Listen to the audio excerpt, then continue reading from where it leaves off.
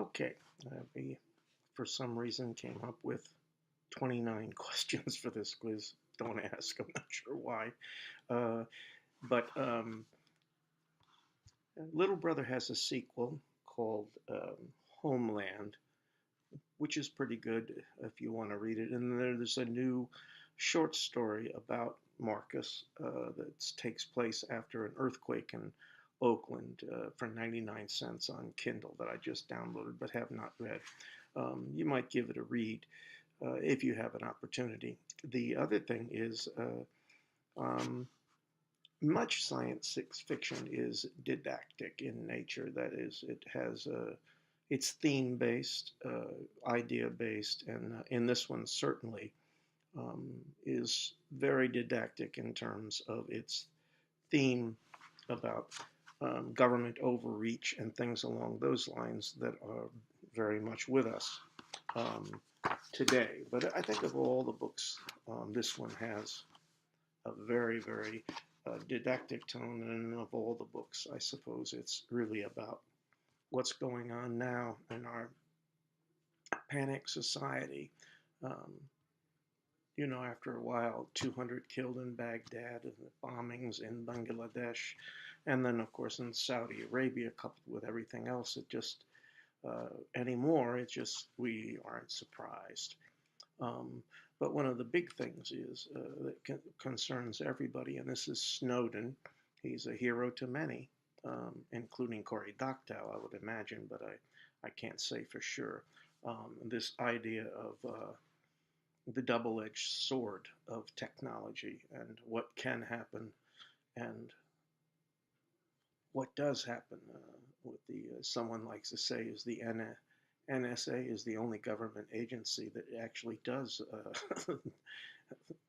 respond to your calls, or it shows an interest in your telephone calls and whatnot. But this gathering of information is a problem, and it has to do with the difference between freedom and security. And in a time like this, um, the security measures, a thing of going on in France and other countries of diminishing civil rights, freedom of, we don't have a, we have a Bill of Rights. Other countries don't necessarily have that, or a constitution in effect.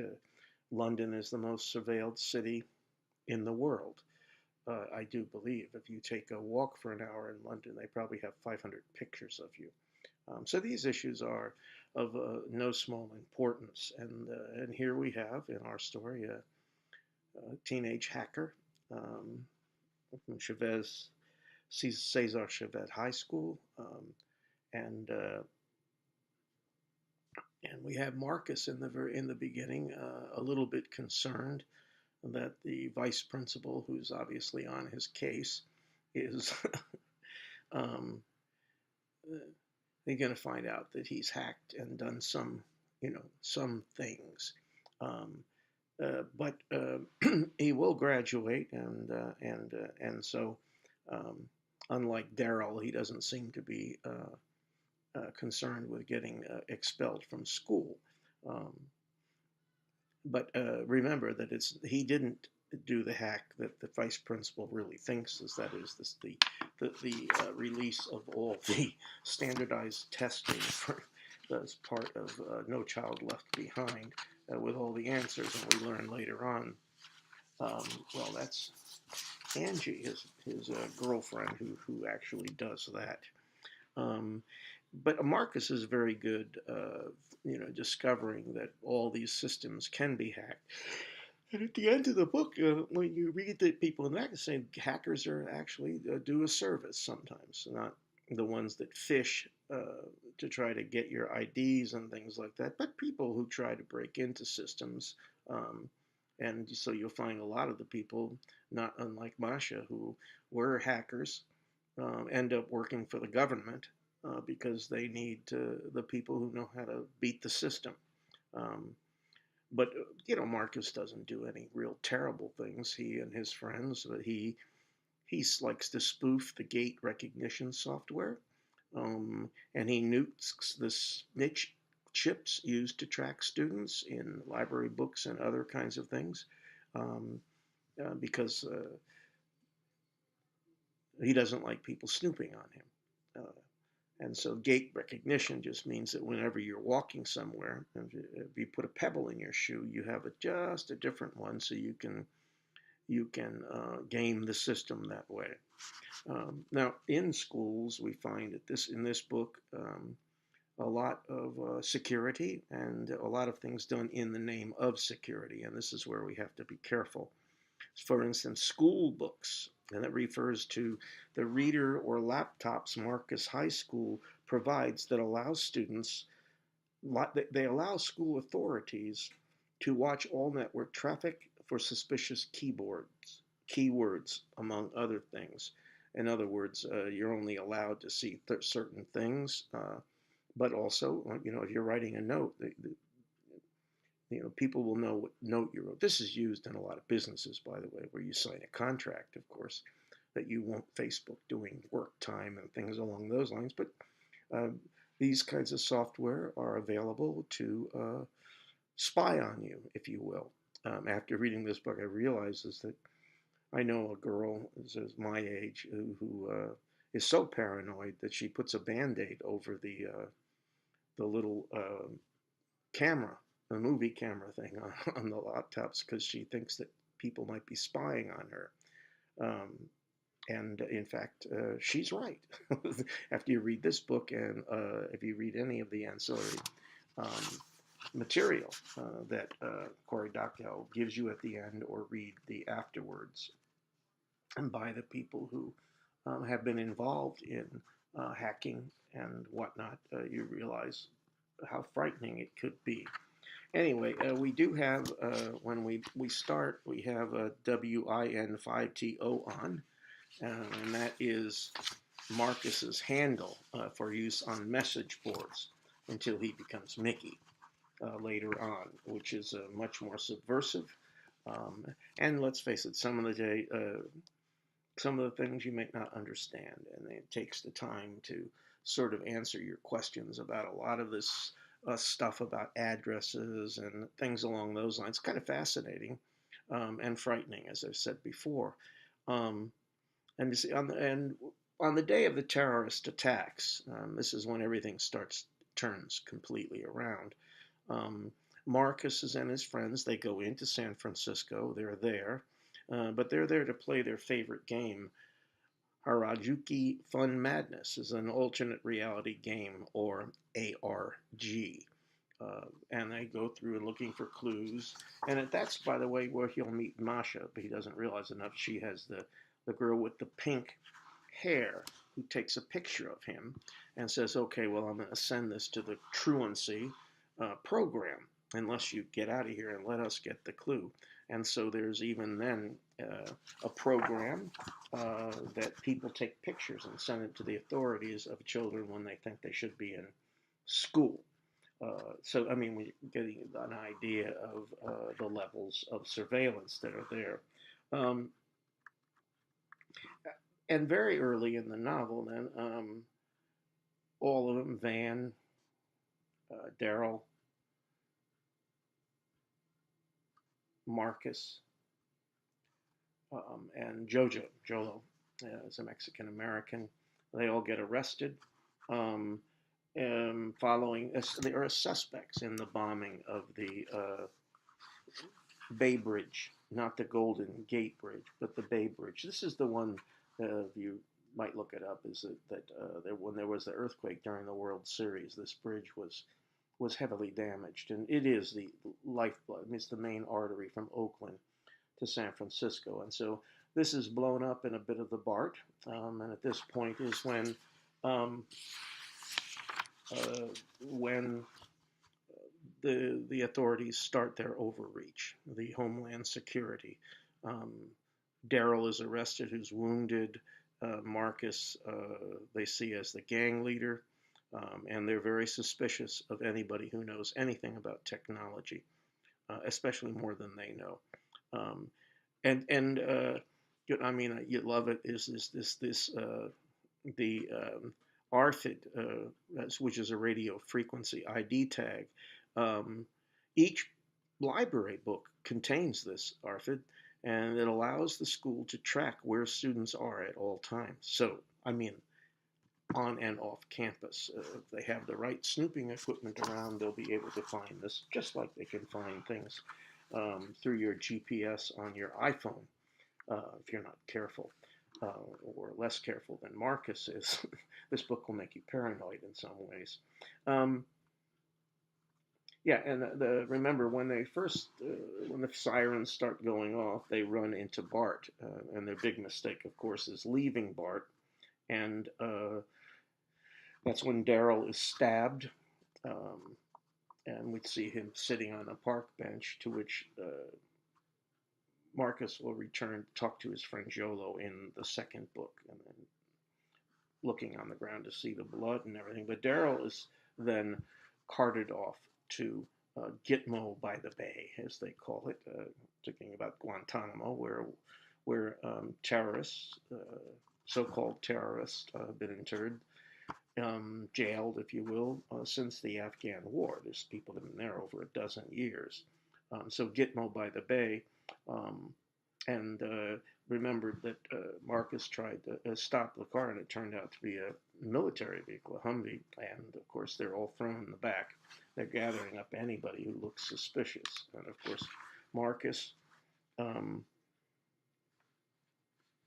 Marcus got rougher treatment than his friends, other than Daryl, who you find at the end of the thing is an incredible mess. All he does is keep saying sorry, sorry, sorry at the end of the book when Marcus and the California Highway Patrol will free the people, mostly brown people, Asians, everybody else, minorities as it turns out.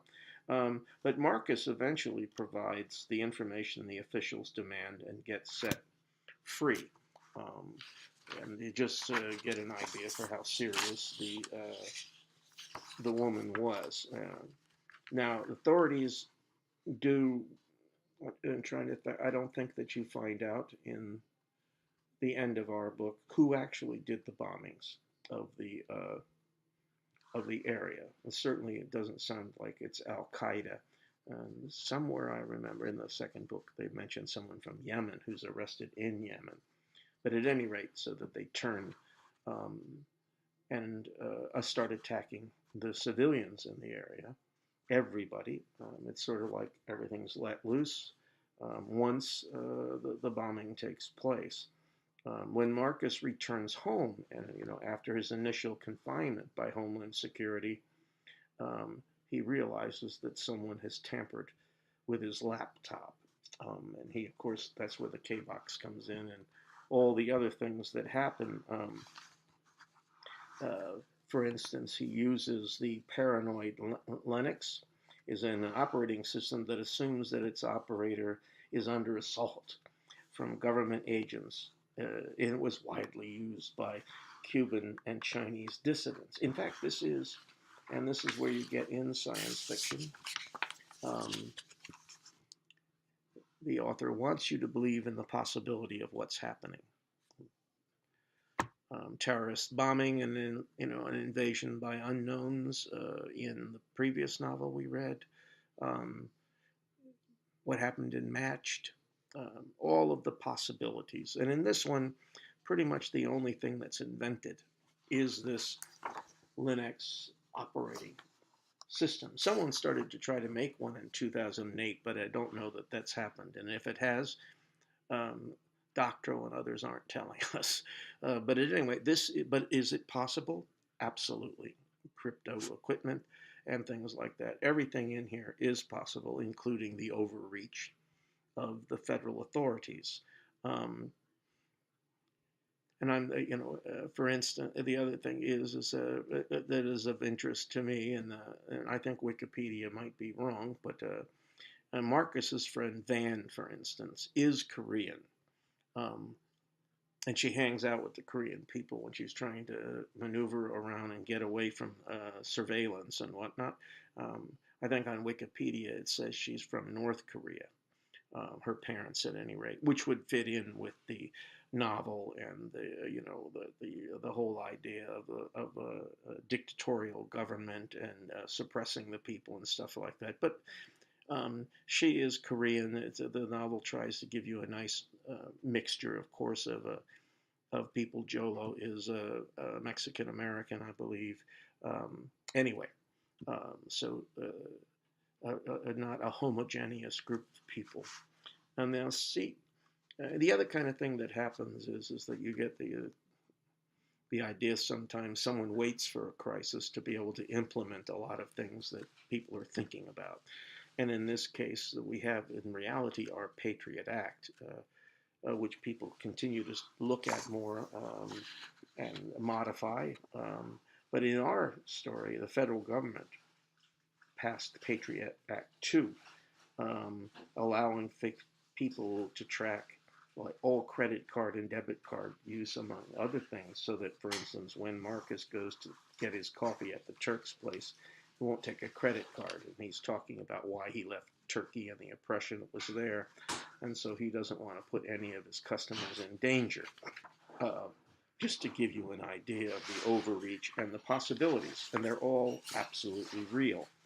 Um, and Cory Doctorow knows his stuff.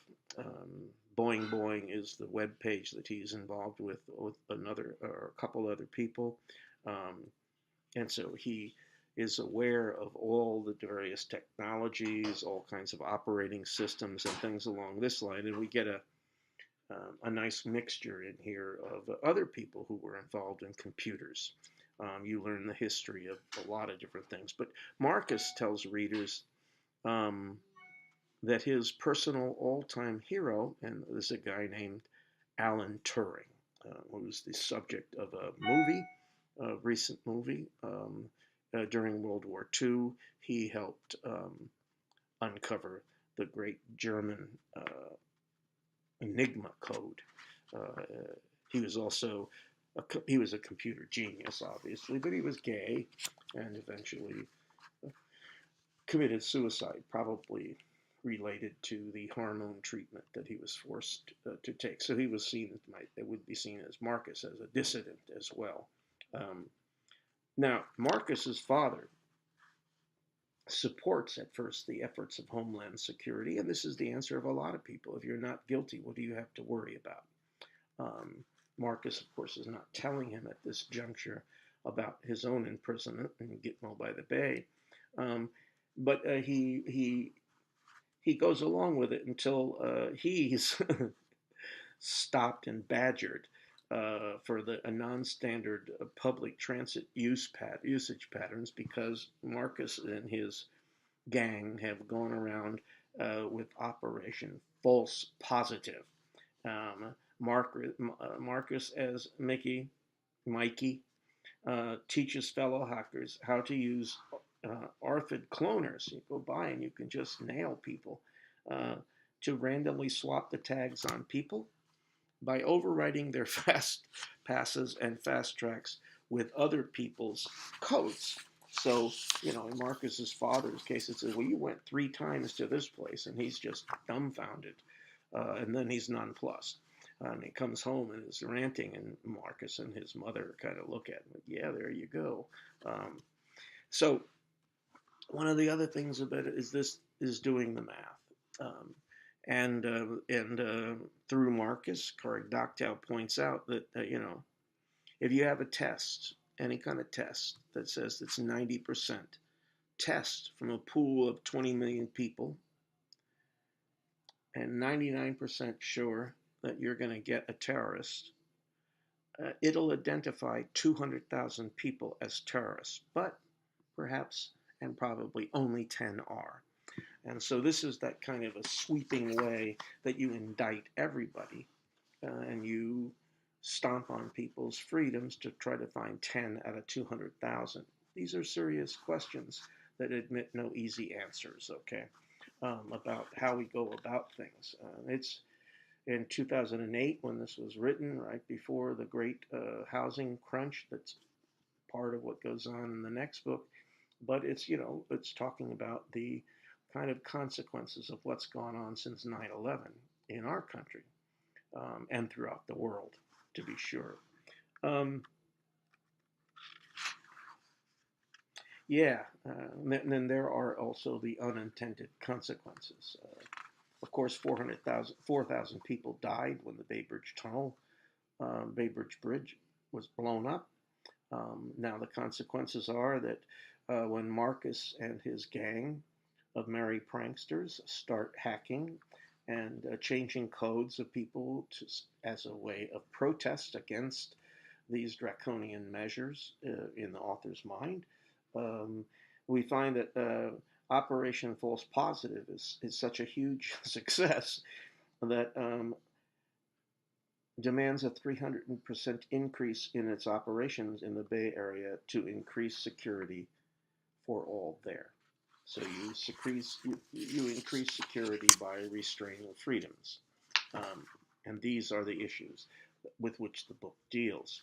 Now, and this extends all the way to everything that's going on. It just doesn't affect Marcus and his father. For instance, Marcus's favorite teacher, Ms. Galvez, she gets fired for her progressive discussions. And a new text appears suddenly on school books, and that text is what every American should know about Homeland Security. This is the kind of stuff Charles will eat up because he sees himself as a patriot. And Marcus and his people, as much as they think about it, see themselves as well as patriots. Certainly, other people um, who other people see Mickey or Mikey as a hero, as a fighting against uh, the government and things along these lines. Um, Now, Mr. Benson, the vice principal, who's just been on Marcus's case forever, suspends Marcus for 2 weeks um, when Marcus contradicts Ms. Galvez's replacement, the blonde, when she describes the rioters at Dolores Park, where they all went to hear music. She describes them as terrorists. Um, and everybody else kind of goes along with it. In the newspapers and everything is showing people necking, uh, you know, heavy petting, men kissing, that kind of is a horror. And they all were peppers. They were sprayed with pepper spray in the night and caused a riot and arrested a lot of people. Now later on, uh, we learn more about our adorable couple. For instance, Angie really, really likes spices on her foods, and we learn all about the way you can measure how intense it is. Later on, Marcus is runs into someone um, and goes home and finds a note, and probably he should have destroyed it. I'm sure that Zeb, who gave him the note, anticipated that he would, as opposed to getting it published in the paper eventually. He finds out that Daryl is alive and held hostage in what Zeb describes as Gitmo by the Bay. And so once Marcus discovers that Daryl is alive, he tells his father and mother the truth about what happened to him after the terrorist attacks. And that's when the story starts moving the other way because at the parents' urging, um, Marcus decides to tell most of what he knows to Barbara Stratford. He reveals, for instance, that he's Mikey, and she's a journalist who writes for the Bay Guardian. And the story's going to break. And between that, that moment and shortly thereafter, to be sure, the novel moves towards its denouement. And it's Masha who writes um, Marcus to warn him that Homeland Security will soon expose Mikey. She had worked for the Homeland Security. We learned there are a lot of people who don't like what's going on, who take their work seriously, but realize, with Severe Haircut Lady and the others, that things are way out of hand. And she offers to take Marcus into sanctuary with him. He will escape from her she's not trying to kidnap him to give over to the military. She's on the run, and it'll eventually end up with Zeb. But she's on the run. She's going underground, and she will offers to take Marcus with her. He considers it. He wants to take Angie too. Um, Things don't work out that way, and then he will escape from the truck. I mean, he slams the door on her fingers as he tries to get away. Um, but before that happens, it's one of those areas that a lot of people, geez, should it go that far? Cory Doctorow shows that the government using torture, and in fact, um, young Marcus um, is waterboarded, and there's a lot of talk about what that does and whatnot. And at that time is when our journalist, who has high-powered friends who are all worried about this, expel the feds. The chips come to the rescue, if you will, the California Highway Patrol, and all the people in the Gitmo are arrested. Um, but um, severe haircut woman is not punished. And that's part of the idea of justice. And all these lawsuits, of course, then are result.